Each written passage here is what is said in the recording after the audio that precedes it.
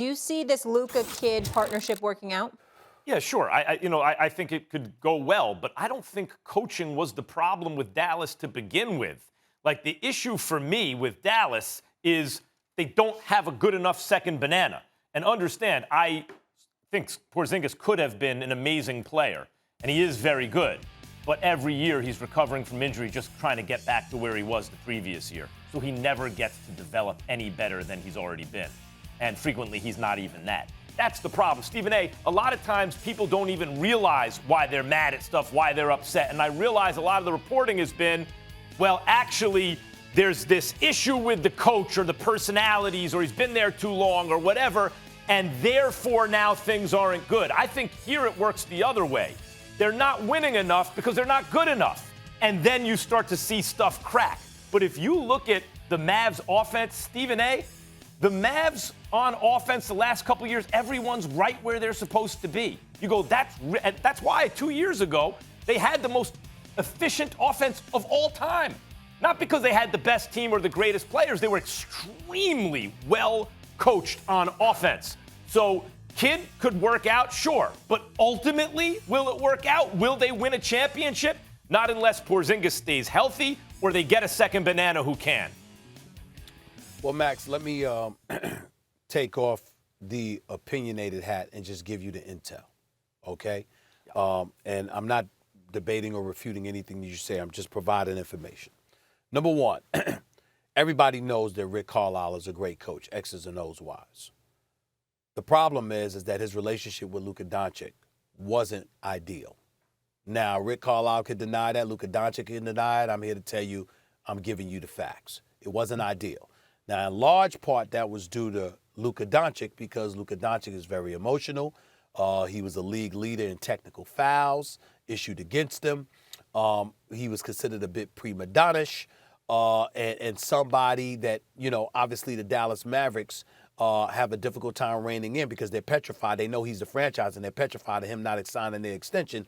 Even though they fully expect him to do so, they're still scared until it's actually done, okay?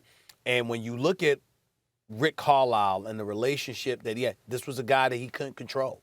And certainly when you have Mark Cuban listening to that dude from Europe that the article was written about weeks ago, I don't recall his name, forgive me for that, but that guy's had a profound impact because he's had the ear of Mark Cuban, which ultimately led to Donnie Walsh. You're talking about Bob Voulgaris? I believe so. Voulgaris yes. is from here. He's a gambler from here. I apologize. Yeah. That's right. He's from here. You're absolutely right. I apologize for that. He's from here. But the point is that with Mark Cuban, he has his ear. And that Donnie Walsh is gone after 24 years as a GM in large part because of that. Rick Carlisle has departed as well, even though he was hoping to get the Milwaukee job. But we now see that Mike Budenholzer probably ain't going anywhere. That's why he took the Indiana job for $29 million. And I'm very, very happy for him. So that's one point.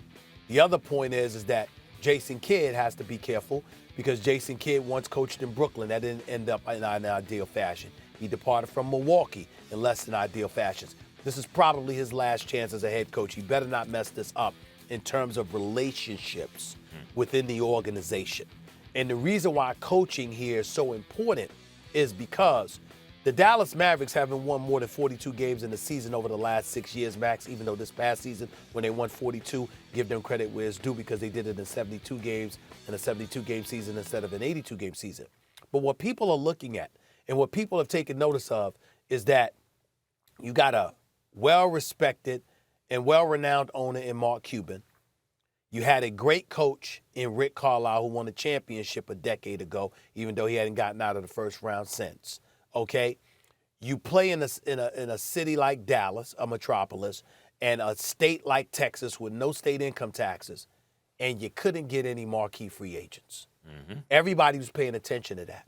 So now that Jason Kidd comes here, what you have is a guy who's a point guard, and a lot of these guys that are point guards who really, really know the game and know how to think the game end up showing the potential to be great coaches. Jason Kidd also has a history as a developmental guy, him and his team. Giannis is, they're credited with a lot of the development that Giannis displayed in his years where Jason Kidd was coaching him. And even though Luka's got that game with him already, it's expected that Jason Kidd would only make it better. But the key thing The two key reasons why Jason Kidd got this job, outside of Dirk Nowitzki obviously vouching for him along with others, that definitely helped because Dirk Nowitzki now has a voice and he's in Mark Cuban's ear as well. Dirk Nowitzki matters.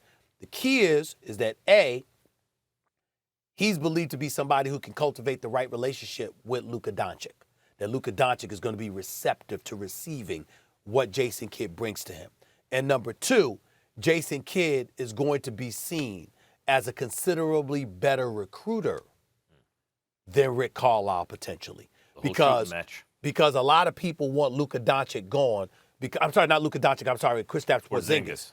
Because Kristaps Porzingis is not seen as having the greatest relationship with Luka Doncic. A matter of fact, some people have accused him of being jealous. I haven't spoken to these guys, so I don't know this to be true.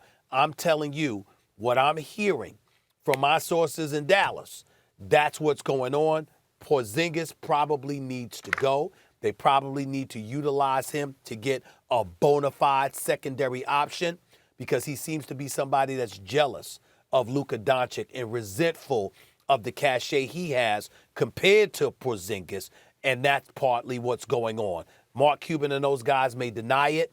They can do that all they want to. I'm not saying they're wrong.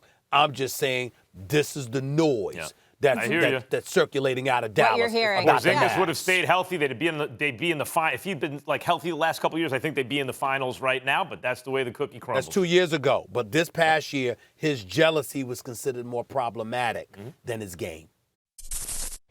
Thanks for watching ESPN on YouTube. For live streaming sports and premium content, subscribe to ESPN+.